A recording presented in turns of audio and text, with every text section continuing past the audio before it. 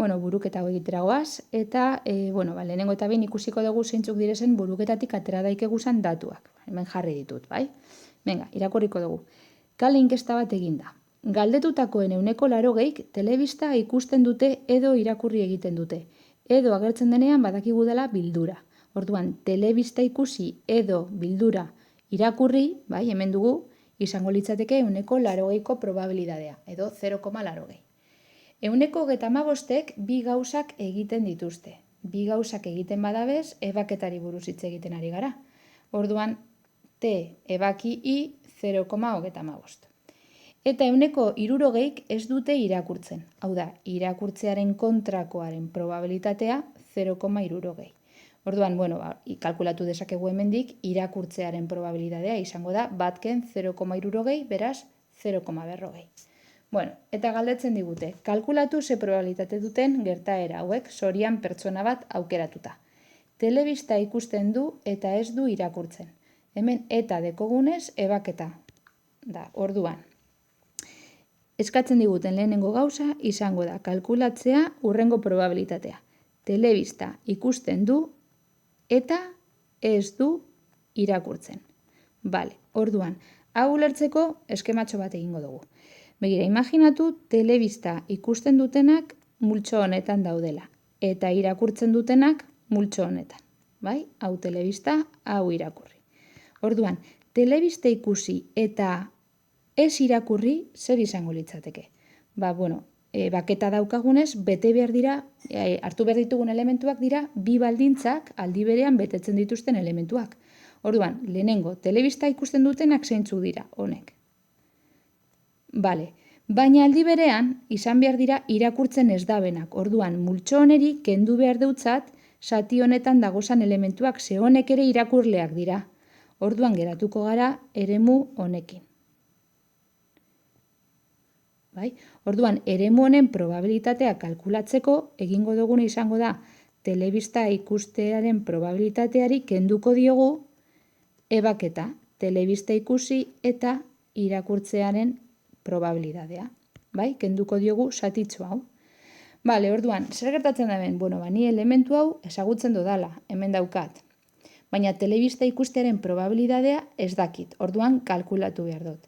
Zelan kalkulatu dezaket? Begira, badaukagu hortik formula bat, bilduraren formula ezagutzen duguna, telebista ikusi, bil irakurri, badakigu izan behar dela, telebista ikustearen probabilitatea gehi irakurtzearena, ken ebaketa, telebista ebaki irakurri.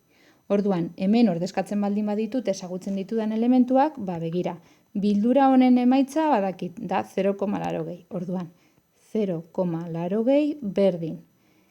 Telebista ikusteren probabilitatea ezagutzen ez dodana eta kalkulatu nahi dodana. Gehi, irakurtzearen probabilitatea, orain ja ezagutzen dut 0,40 eta ebaketarena ere bai ezagutzen dut 0,35. Orduan hemendik, telebista ikustearen probabilitatea bakantzen dut eta kalkulatuta daukat. Eta ematen dit telebista ikustearen probabilitatea 0, momentu bat, hemen daukat 0,75. Orduan, orain bai, momentu bat, hemen ordezkatu dezakegu probabilitate hau, hau da, telebista ikusi eta ez irakurtzearen probabilitatea izango da 0,75 ken ebaketa, ken 0,35. Eta honek ematen du 0,40. Bagoaz urrengo atalarekin. Urrengo atalean eskatzen digute urrengo probabilitatea kalkulatzeko. Irakurtzen du eta ez du telebista ikusten. Orduan, irakurtzen du eta ez du telebista ikusten. Orduan, begira, aurreko egoera honen antzekoa da, baina kasu honetan hartu behar ditugu irakurtzen dituzten elementuak eta telebista ikusten ez dutenak. Orduan, irakurtzearen probabilitateari kendu beharko diogu oraingoan ebaketa. Orduan, hau izango da, irakurtzeko probabilitatea ken irakurri eta telebista ikustearen probabilitatea. Hau da, 0,40 berrogei, ken, irakurri eta telebista ikusi hemen dugu, bai? Hau da, telebista ikusi eta irakurri edo irakurri eta telebista ikusi gauza bera da, Beraz, 0,35. Orduan emaitza izango litzateke 0,05.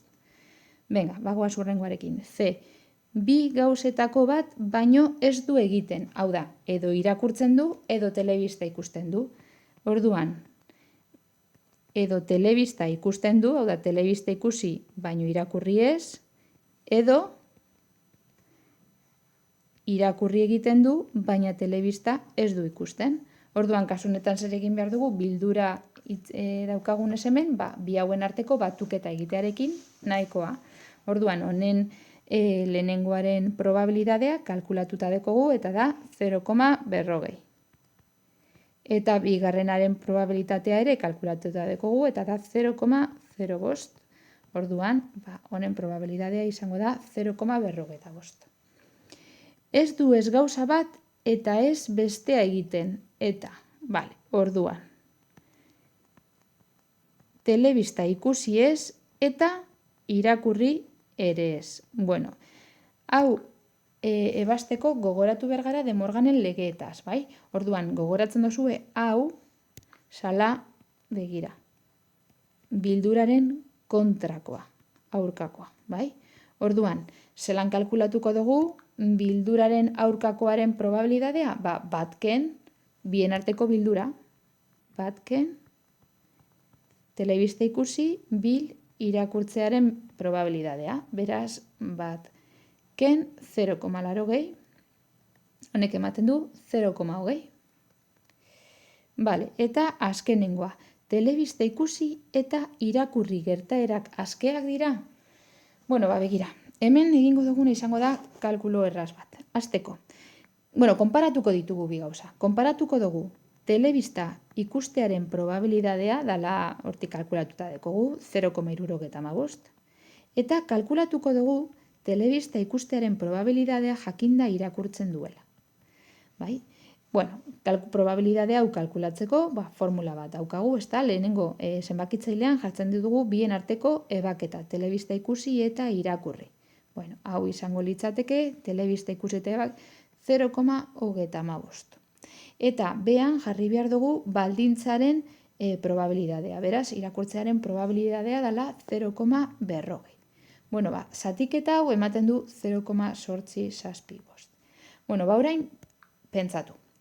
Telebista ikustearen probabilidadea da 0,75. Baina telebista ikustearena jakinda irakurri ere egiten duela 0,85.